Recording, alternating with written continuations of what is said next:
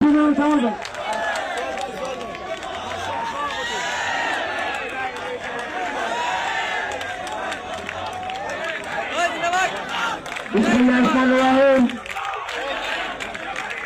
৬৩ নম্বর word BNP আয়োজিত হাজারো জনতার মাঝে যে অনুষ্ঠান হচ্ছে, উপস্থিত আছেন আমাদের ঢাকা ৫ আসনের মাঠে মানুষের নেতা তারেক রহমান, যার হাতে দারুশিস মার্কা তুলে দিয়েছেন সে নেতা নবুল্লাহ নবী ভাই।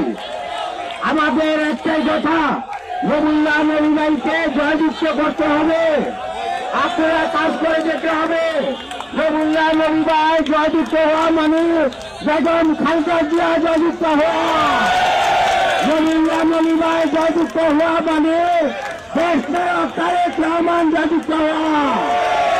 আমরা একটাই কাজ করব, নবুল্লাহ নবী ভাইয়ের জন্য ঘরে ঘরে গণসংযোগ করে সারা বাংলাদেশের মধ্যে রেকর্ড সৃষ্টি করব। নবী ভাইকে দারুশিস মার্কা জয়যুক্ত করে এই ঢাকা ৫-এর এমপি নির্বাচিত করে আমরা ঘরে ফিরে যাব। সবাই যার যার মতো কাজ করে যাবেন। খোদা হাফেজ, ধন্যবাদ।